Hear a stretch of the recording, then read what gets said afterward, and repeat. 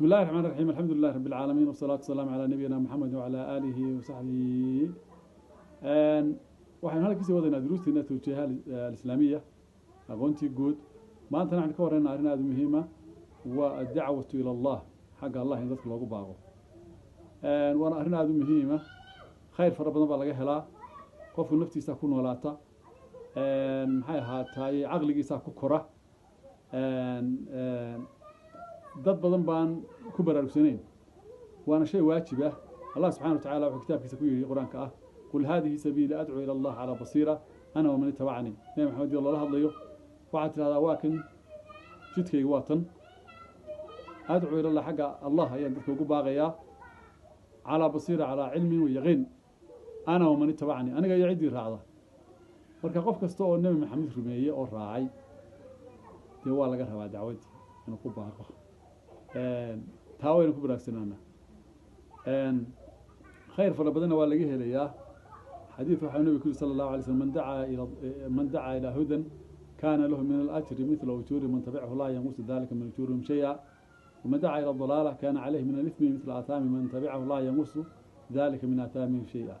حديث كان مسلم صار برأس ورنية مركا حويا وحديث صحيحة. قفكي كباغا وانا كباغا يهنون وحيلا يا وح الله عليه وحي أجر أي شقيستان دتكي كباغا يدا وحبا لغا جرن يغانا kii maxay ahaatay ku baaqa baadinimo iyo shar iyo dunuubna waxa uu helay isaguna oo dushiisa dambiyada sameeyeen dadkaasi oo dhan kuwan wax leeg baa dushiisa iyaga waliba dambigooda wax laga misqaamin maayo. marka xawayaan arrinkaana waa in lagu baraarugsanaado khayr mooye wax kale waa in laga baran, wax dambi laga baran, qowl iyo ficil iyo aragti xataa wix laga arko dadku ka arkaan baa ku jira. muuqaalkaaga iyo maxay ahaatay dharkaaga saad u xaatid iyo timahaaga iyo waxaas oo dhan. marka waxa weeyaan arrintaasina waa arrin aad u muhiim ah iyaduna, oo waxa imika media laga shubayo ama la xala sheer garanaya ama wax la qorayo ama wax la iska duubayo meel bay kugu sugaysaa. hadday khayr tahayna waxa weeyaan waa kuu soo shumaysaa, hadday shar tahayna waa kuu soo shumaysaa. weliba markaad dhimato kadib ayay rabbi subxaanahu wa tacaala: innaa naxnu nuxyi lmowta wanaktubu maa qadamuu wa aahaarahum. waa qoraynaa wixii qofka hormarsaday iyo aahaartiisiba. aahaarti wixii dunida kaga tegay wey. hadduu shar ka tegayna sharki waa u soo qormayaa isagoo qabriga ku jira, hadduu khayr ka tegayna khayrka waa u soo qormayaa. marka waxaweyn taasna waa in aada looga dadaalo, laga digtoonaado khayr mooye shar inaan lagaa qorin oo lagaaga dayan. dacwaddana ha laga shaqeeyo oo waxa weeyaan mixirka dacwadda waxa weeyaan al-amru bil ma'ruf wa nahyi 'anil munkar.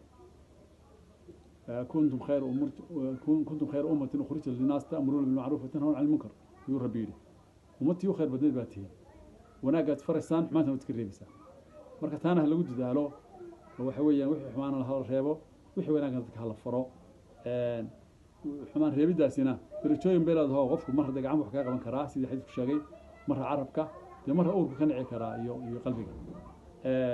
marka iyadoo lafteeduna waxay u baahan tahay iyaduna dee farsamooyin bay u baahan tahay markaad munkarka reebaysa. macruufka markaad sheegaysa laftiisana waxa weeyaan si asluubaysan oo maxay ahaatay wanaagsan inaad u sheegto baa iyaduna muhiim ah.